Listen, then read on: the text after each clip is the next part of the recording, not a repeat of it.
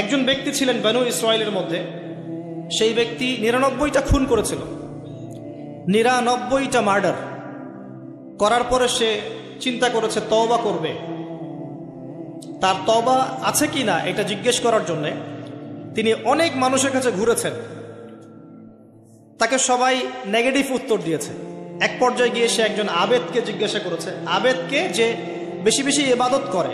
আবেদ কিন্তু সেই ব্যক্তি নয় যে আলেম, কথা বুঝতে পারছেন? আলেম তার কাছে জ্ঞান থাকে এবং জ্ঞান অনুযায়ী সে আমল করে, আর আবেদের কাছে খুব একটা বেশি জ্ঞান থাকে না কিন্তু সে ইবাদত করে।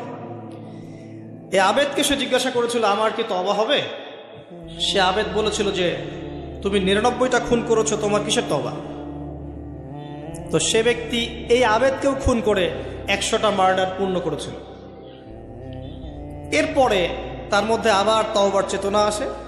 তাকে জানানো হয় অমুক জায়গায় একজন আলেম আছেন, তার কাছে গিয়ে প্রশ্ন করো, তিনি উত্তর দিবে।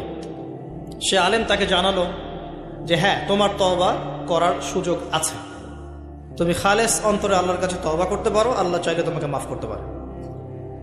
এবার সে তওবা করলো, করার পরে কি করতে হবে পরামর্শ চাইল।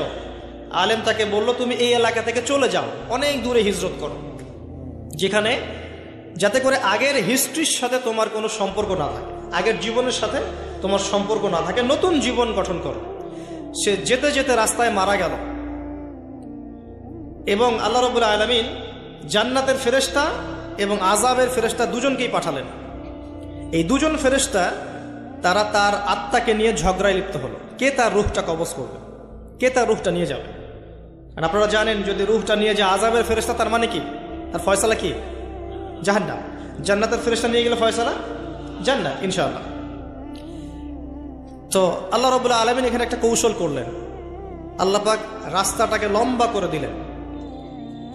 সে তওবার জন্য যতটুকু এসেছিল এই রাস্তাটাকে আল্লাহ পাক লম্বা করে দিলেন ওই রাস্তার চেয়ে, যে রাস্তা থেকে সে যাচ্ছিল।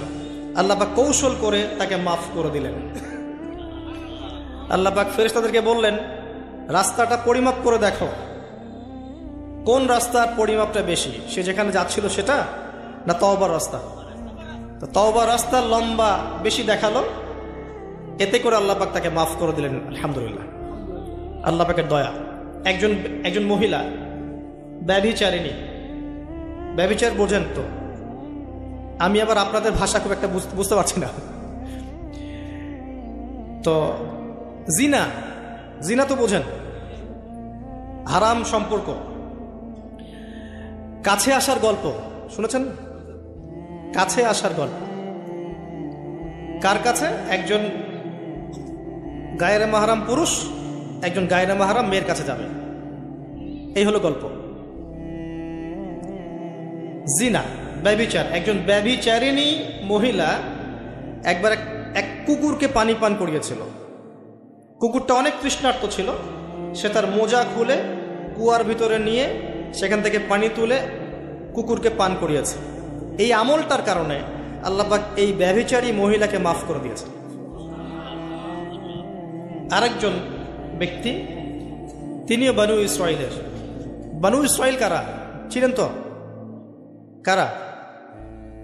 রোহিঙ্গারা? কারা? বনু ইসরাইল কারা? কার সন্তানদেরকে বনু ইসরাইল বলা হয় বলেন? শুধু ওয়াজ